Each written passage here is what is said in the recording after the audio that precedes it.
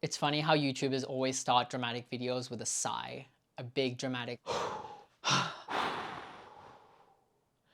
But yeah, this is going to be a dramatic video. This is going to be a very basic video without any fancy B-roll or edits because I want to get this out quick.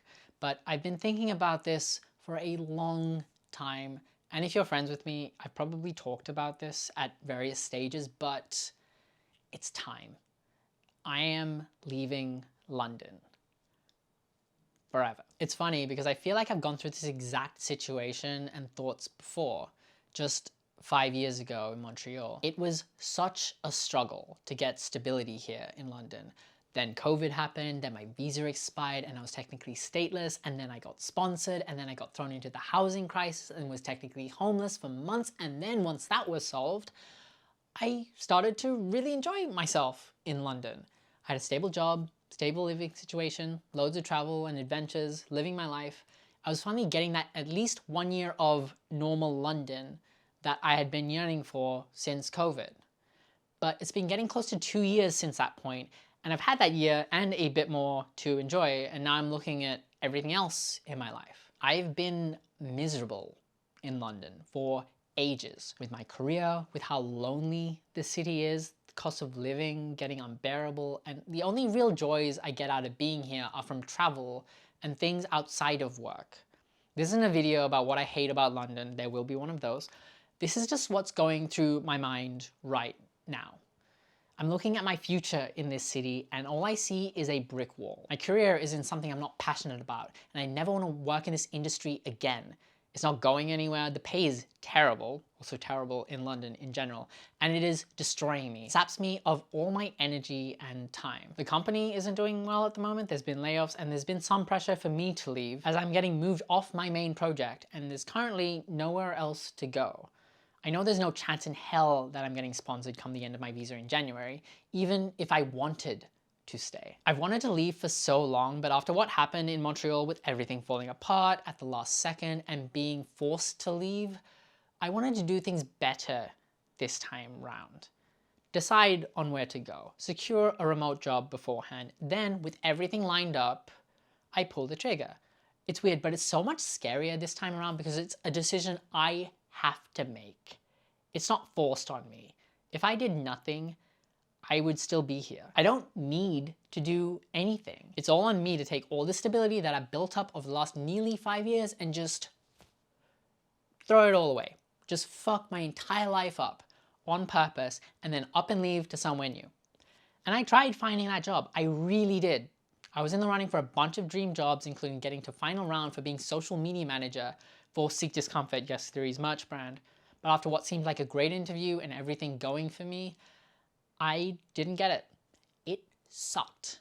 Rejection sucks. Their reasoning also sucked. Then right after that, I had a bunch of failed dates, and then a real estate agent tried to jack up our rent by £500 come the end of contract mid-April. That's 20%. Plus the general decline of the city, plus the cost of living crisis, that my savings have been going down steadily for the last year, the fact that my salary, factoring inflation, hasn't gone up for over 4 years, and that I need to get promoted in order to break even with what I started with.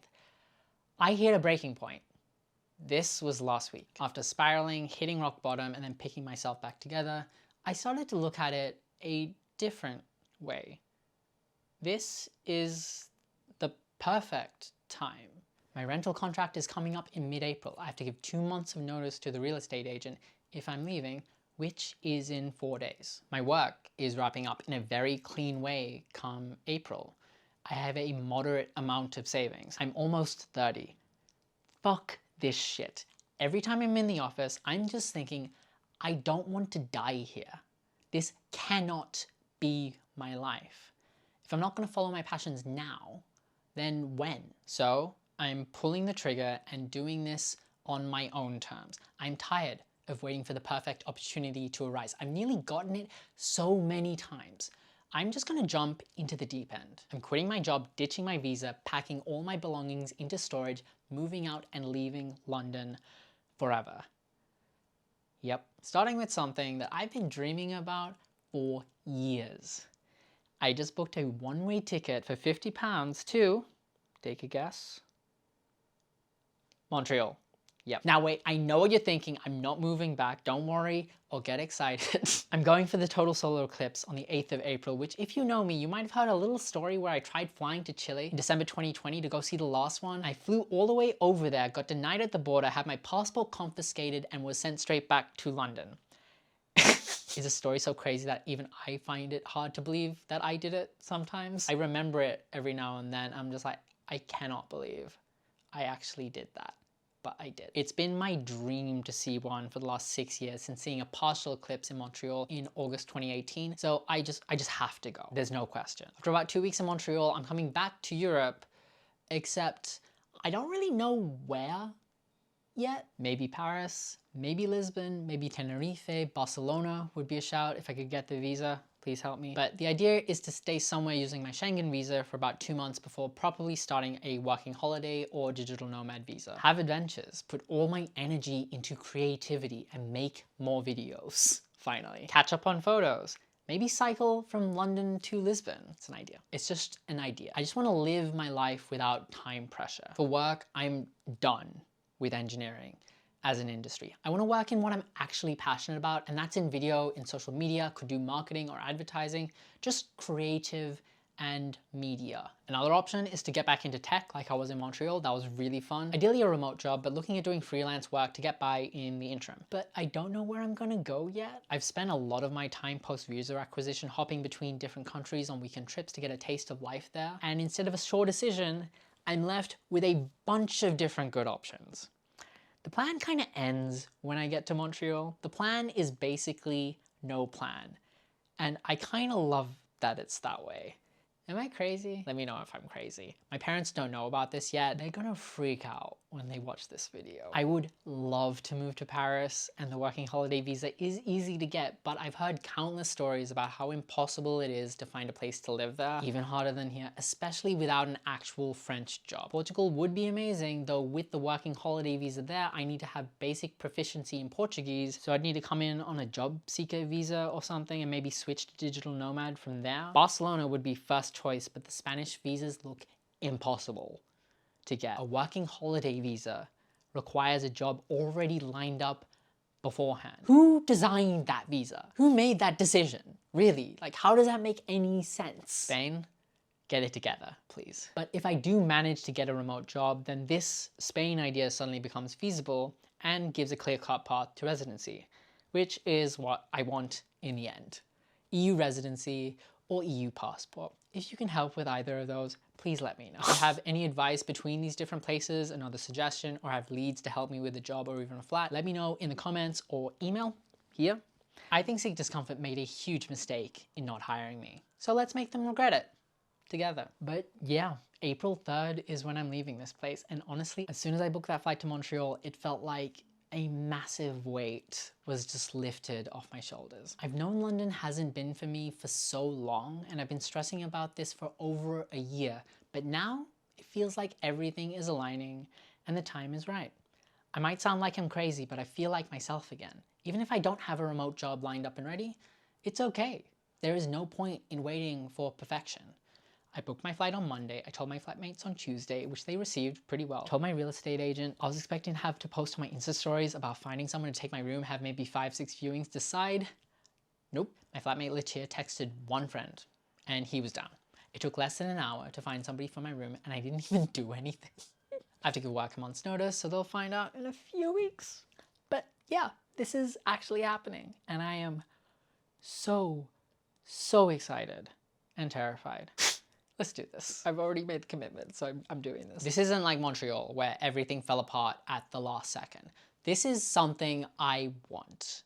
Once I realized I had to decide on the apartment in just a few days, it made everything so much clearer. I couldn't procrastinate anymore. I had to decide. I kind of projected my life out to see what would happen if I stayed to the end of my visa. I hit January 2025. I'm 30, almost 31. Work refuses to renew my sponsorship. I have to leave the country in the dead of winter, break my rental contract, which would be costly, and my savings would be even less than what they are now, and it would be so much harder to move. That would be catastrophic. This makes sense in comparison, at least. So yeah, as of posting this video, I have a total of less than 47 days before I leave London forever. 46 days before I leave London forever. 45 days before I leave London forever. If you want to catch up, time is ticking. It's crazy how in 5 years, I kind of found myself in the same exact position. Just a little more mature, more life experience, more optimistic, still just as reckless. Even when I was in Paris, I was questioning why moving to London in the first place, when I could just move to Paris instead. And now I might. I always considered it impossible or the pipe dream, but now I'm just gonna go for it. It's funny because so many of my friends would hit the 5-year mark in London and suddenly think, oh my God, I've been living in London for 5 years and then leave. I've seen it happen too many times and now I'm leaving just before I hit that 5-year mark myself. Classic. Between now and April 3rd, the plan is to figure out where I'm gonna end up and then buy that flight before I leave. So if you have any suggestions, let me know in the comments, please, because I have no idea where I'm gonna end up in a few months. And that's it. I know people on YouTube like to exaggerate about big announcements and secret projects, but yeah, this is a huge life-altering deal for me. Like they say, go big or go home. And if you know me, there's no chance I'm ever going back home to Australia. If you enjoyed that, please like and subscribe to see more videos on this new journey that I'm taking and see where it goes as I find out where it goes. Also, Instagram and my stories are the best place for day-to-day updates. I'm the most active person on there, but I'll see you in the next one. Lashan out.